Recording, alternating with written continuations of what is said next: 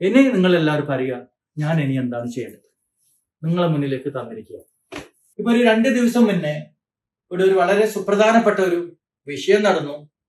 ആ വിഷയവുമായി ബന്ധപ്പെട്ട് ആ കുട്ടിയുടെ ഉപ്പ എന്നെ സമീപിച്ചിട്ട് പറഞ്ഞു, എന്റെ വൈഫുമായി ഒരു പ്രശ്നമുണ്ട്, ഈ കുട്ടിയെ എന്നെ ഏൽപ്പിച്ച് അവര് വേറൊരാളുടെ കൂടെ പോയിരിക്കുകയാണ്, എനിക്ക് സാമ്പത്തികമായിട്ടൊന്നുമില്ല, അതുകൊണ്ട് നിങ്ങൾ ഈ കേസ് ഒന്ന് ഏറ്റെടുത്ത്, ഈ കാര്യം ഒന്ന് ഏറ്റെടുത്ത് ഇതിന് വേണ്ടുന്ന കാര്യങ്ങൾ ചെയ്തു തരണമെന്ന് പറഞ്ഞു. ഞാൻ അദ്ദേഹത്തോട് ചോദിച്ചു, എന്താണ് ഞങ്ങളുടെ ഭാഗത്തുനിന്ന് വേണ്ടത്? അദ്ദേഹം പറഞ്ഞത്, ഇപ്പൊ ഇങ്ങനെ ഒരു സാഹചര്യം ഉണ്ടായിരിക്കുകയാണ്, അപ്പൊ ആ 2.5 വയസ്സുള്ള കുട്ടിയെ എനിക്ക് നാട്ടിലെത്തിച്ച് ആ കുട്ടിയെ അവളുടെ ഉമ്മാനെ ഒന്ന് ഏൽപ്പിക്കണം. പാസ്പോർട്ട് അവരുടെ കയ്യിലാണ് ഉള്ളത്, അതായത് അവരുടെ ഭാര്യയുടെ കയ്യിലാണ് ഉള്ളത്. അവരെ ബന്ധപ്പെട്ടെങ്കിലും അവരെ നമ്മളെ ടെലിഫോണിന് ആൻസർ ചെയ്യുന്നില്ല. പലരും ബന്ധപ്പെട്ടു, യാതൊരു വിവരവും കിട്ടുന്നില്ല. അപ്പൊ ഇവരെയും കൂട്ടി ആ കുട്ടിയെയും കൂട്ടി ദുബായ് പോലീസിൽ ഞാനും അവരുടെ സുഹൃത്തുക്കളും അവിടെ പോയ സമയത്ത് പോലീസിന്റെ ഭാഗത്തു നിന്നും, ദുബായ് പോലീസിന്റെ ഭാഗത്തു നിന്നും അവരെ വിളിച്ചെങ്കിലും അവർ അതിന് റെസ്പോൺസ് ചെയ്യാത്തതിനാൽ ദുബായ് പോലീസിന്റെ ഭാഗത്തു നിന്ന് അത്തരം കാര്യങ്ങൾ കൈകാര്യം ചെയ്യുന്ന പ്രത്യേകം വിങ്ങിനെ ഞങ്ങൾ കൂടെ അയക്കുകയും ഞങ്ങളോട് താമസ സ്ഥലം കാണിച്ചു കൊടുക്കാൻ വേണ്ടി പറയുകയും ചെയ്തു. പക്ഷെ ഞങ്ങള് അവരുമായി പോയ വാഹനം ഞങ്ങൾക്ക് കണ്ടുപിടിക്കാൻ പറ്റി. ആ വാഹനം ഞങ്ങൾ കാണിച്ചു കൊടുത്തു. അവരുമായി ബന്ധപ്പെട്ട ആൾക്കാരെ പോലീസ് ഇവരുമായി ബന്ധപ്പെട്ടിരുന്ന് അറിഞ്ഞപ്പോ അവര് ഞങ്ങളുടെ ടെലിഫോൺ ആൻസർ ചെയ്തു.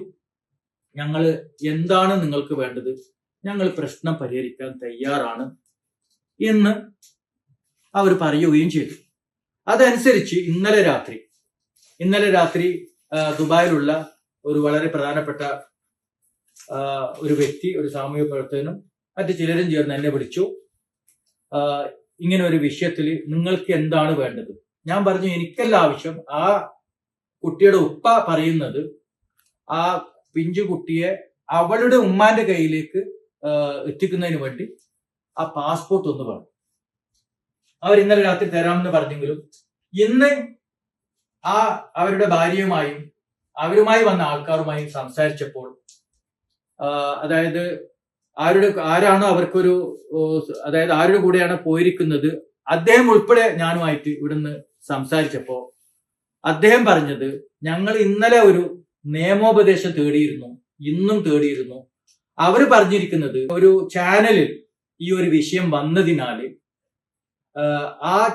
അതിനെതിരെ നിങ്ങൾക്കെതിരെയും ആ ചാനലിനെതിരെയും കേസ് കൊടുത്ത് പ്രയാസപ്പെടുത്താൻ വേണ്ടി ഞങ്ങൾക്ക് ആ ഒരു മലയാളി വക്കീല് ഉപദേശം നൽകിയിരിക്കുകയാണ്. ഈ മലയാളി വക്കീല് ഞങ്ങളുടെ നാട്ടിലുള്ള വലിയ വലിയ ആൾക്കാരുമായി ബന്ധപ്പെട്ട് സലാം പാപ്പിനിശ്ശേരി ഉൾപ്പെടെയുള്ളവരെ എങ്ങനെ ഒന്ന് ട്രാപ്പിലാക്കാം എന്നുള്ള ഒരു സംവിധാനം കൂടി, അതിനുള്ളൊരു സംവിധാനം കൂടി ചെയ്യണമെന്ന് പറഞ്ഞിരിക്കുകയാണെന്നാണ് അവരിൽ നിന്ന് എനിക്ക് ഇന്ന് കിട്ടിയ ഒരു കാര്യം. എന്നെ സംബന്ധിച്ചുള്ള ഇത്തരം കേസ് എടുക്കണം എന്നുള്ളത് വളരെ നിർബന്ധമുള്ള കാര്യമൊന്നല്ല.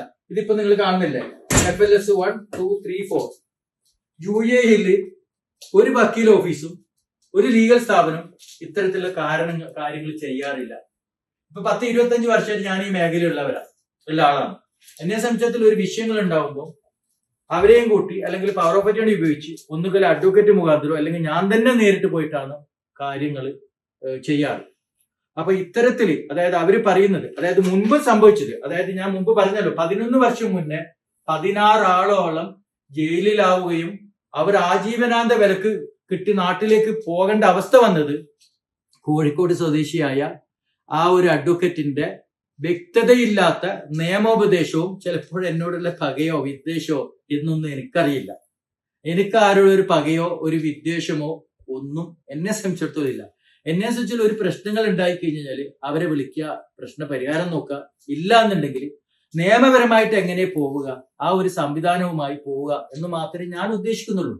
ഇന്ന് ദുബായ് പോലീസിലേക്ക് ഇന്നലെ നടത്തിയ മധ്യസ്ഥത്തിൽ ഇന്ന് രാവിലെ ദുബായ് പോലീസിൽ വന്നുകൊണ്ട് അവർ പ്രശ്നം പരിഹരിക്കാമെന്ന് പറഞ്ഞ ഒരു കാര്യം പിന്നീട് അവർ എന്നോട് പറഞ്ഞു, ഇന്ന് നിങ്ങൾ പോലീസിൽ പോകരുത്, ഞങ്ങൾ പാസ്പോർട്ടുമായി കൊണ്ടുവരുമെന്ന് പറഞ്ഞ കാര്യം ഈ ഒരു അഡ്വക്കറ്റ് നൽകിയ ആ ഒരു അവർക്ക് അദ്ദേഹത്തെ സംബന്ധിച്ചുള്ള പലരും നൽകാം, പലരിടത്തും പോകാനുള്ള റൈറ്റ് ഉണ്ട്. കാരണം വെച്ചാൽ ഞങ്ങൾ ഒരു ഭാഗത്ത് നിൽക്കുമ്പോൾ അവർക്ക് പല അഡ്വക്കറ്റിന്റെ അടുത്തും പോകാൻ വേണ്ടിയിട്ടുള്ള റൈറ്റ് ഉണ്ട്. ഞങ്ങൾ ഒന്നും പറയുന്നില്ല.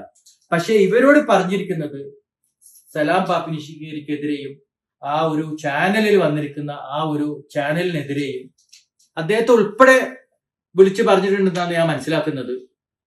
അദ്ദേഹവും ഇന്ന് തന്നെ വിളിച്ചു ചോദിച്ചിട്ടുണ്ടോ എന്തെങ്കിലും ഇതിന് സംബന്ധമായിട്ട് വിഷയം. ഞാൻ പറഞ്ഞത് പാസ്പോർട്ട് ഇവിടെ എത്തിക്കാമെന്നും അവർ വാഗ്ദാനം നൽകിയിട്ടുണ്ട്, അപ്പൊ അതുമായിട്ട് നമുക്ക് മുന്നോട്ട് പോകാം എന്നാണ് ഞാൻ പറഞ്ഞത്.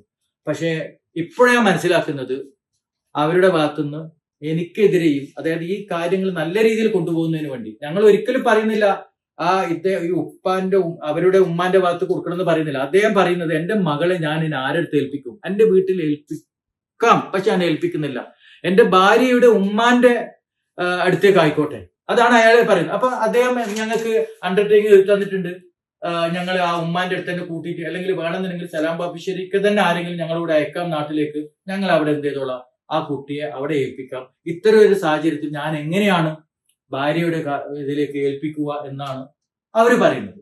അപ്പോ ഞാൻ നിങ്ങളോട് പറയുന്നത്, ഒരുപാട് പേര് എന്നെ സ്നേഹിക്കുന്നുണ്ട്, നിങ്ങളോട് പറയുന്നത് ഞാൻ എന്താണ് വേണ്ടത്. അതായത് ആ പിതാവ് എൻ്റെ അടുത്ത് ഒരു കാര്യം പറഞ്ഞപ്പോഴാണ് ഞാനിത് ഏറ്റെടുത്തത്.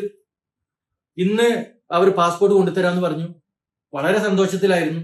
പക്ഷെ അവര് മറ്റു നടപടികളായിട്ട് മുന്നോട്ട് പോകുന്നെന്നാണ് അവരിൽ നിന്നും അറിയാൻ കഴിഞ്ഞിരിക്കുന്നത്. ഏത് വക്കീലാണെന്ന് അറിയില്ല. എന്തായാലും ചരിത്രം ആ വക്കീൽ ആരാണ്, അല്ലെങ്കിൽ ഈ UAE മണ്ണിനൊരു സത്യമുണ്ട്.